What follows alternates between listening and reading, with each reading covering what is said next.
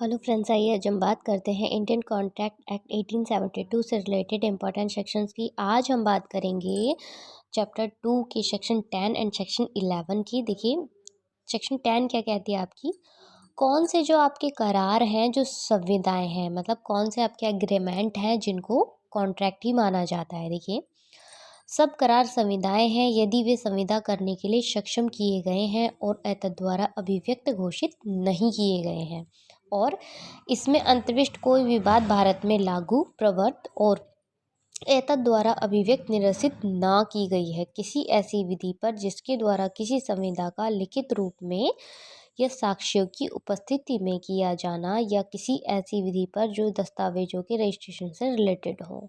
देखिए, ये तो थी आपकी लॉ लैंग्वेज। अब हम बात करते हैं नॉर्मल वे की। भाई, इसको समझने के लिए मैंने अपनी लैंग्वेज में इसको रेडी किया है। देखिए, वे करार संविदाएं हैं जो विधि अनुसार व विधिवत तरीके से साक्ष्यों की उपस्थिति में उचित उद्देश्यों की पूर्ति के लिए किए जाते हैं। भाई देखिए, क्या जो एग्रीमेंट कॉन्ट्रैक्ट वो माने जाते हैं जो लॉफुल तरीके से किए जाते हैं, लीगली किए जाते हैं, ठीक है, और जिसमें उपस्थिति होती है जो हमारे गारंटर जो होते हैं, साक्षी होते हैं, उनकी उपस्थिति में उचित उद्देश्य की पूर्ति के लिए किए जाते हैं। मतलब उसमें कोई उनका मतलब ऐसा इंटेंशन नहीं होता जो विधिवत ना हो, मतलब विधिवत होना चाहिए, वो लीगल होना चाहिए पूरी तरीके से, और साक्षी की उपस्थिति में किया जाना चाहिए, जो इलीगल नहीं होते और जिनका स्वयं का अपना औचित्य होता है, वजूद होता है ना।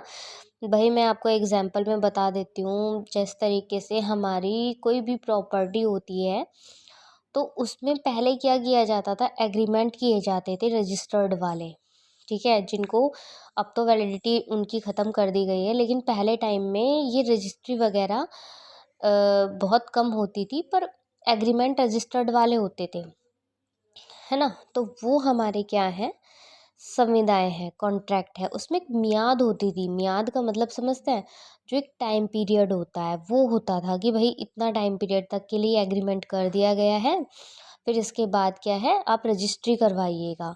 जैसे 12 महीने का मियाद रख दो या 24 महीने का, है ना, उस आधार पे किया जाता था वो। आज भी ऐसे एग्रीमेंट हैं, जैसे कि हमारी वसीयत होती है तो वो भी एग्रीमेंट वाली होती है। एक तो बाय नोटरी होती है, लेकिन दूसरी क्या होती है, रजिस्टर्ड वाली होती है।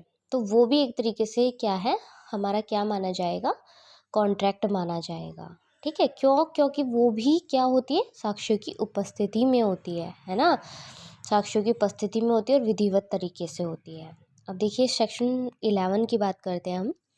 संविदा करने के लिए कौन सक्षम है। भाई, एक कॉन्ट्रैक्ट करने के लिए कौन सक्षम व्यक्ति है, who are competent to contract. हर ऐसा व्यक्ति संविदा करने के लिए सक्षम है जो उस विधि के अनुसार जिसके वैधाधीन है, प्राप्तव्य है, और जो स्वस्तिचित हो, और किसी विधि द्वारा जिसके वैधाधीन है संविदा करने से निर्हरित ना हो, है ना। ये तो प्रॉपर आपकी लॉ लैंग्वेज है। अब हम इसको सिंपल वे में समझते हैं बिल्कुल। Who are competent to contract. भाई देखिए, 3 कंडीशंस हैं इसकी। मैंने 3 कंडीशंस के तरीके से ज़रिए आपको बताने की कोशिश कर रही हूँ। First, who is of the age of majority according to law. Second, sound mind person. And third, is not disqualified from contracting by any law. अब देखिए, इसे हिंदी में भी देख लेते हैं। इसमें 3 कंडीशंस अप्लाई की गई हैं। क्या? कि वह व्यक्ति सबसे पहला विधि अनुसार प्राप्त वे हो, हर तरीके से विधिवत हो, ठीक। सेकंड, वो स्वस्थचित हो, मतलब पागल नहीं होना चाहिए, अनसाउंड पर्सन नहीं होना चाहिए, ठीक है। और थर्ड वे क्या है आपका, संविदा कर सकने की योग्यता रखता हो, वह भली भांति संविदा कर सकता हो। मतलब उसे प्रॉपर उस चीज़ की नॉलेज होनी चाहिए कि भाई वो क्या कॉन्टैक्ट कर रहा है, उसके नॉलेज में होना चाहिए वो चीज़, ठीक है, कि किस तरीके का वो कॉन्टैक्ट कर रहा है, इन फ्यूचर उसको मतलब वो विधिवत है या नहीं है, लॉफुल है या नहीं है ना।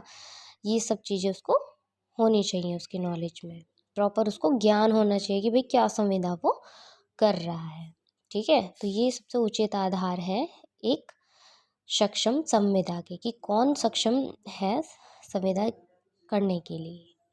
चलिए, थैंक्स।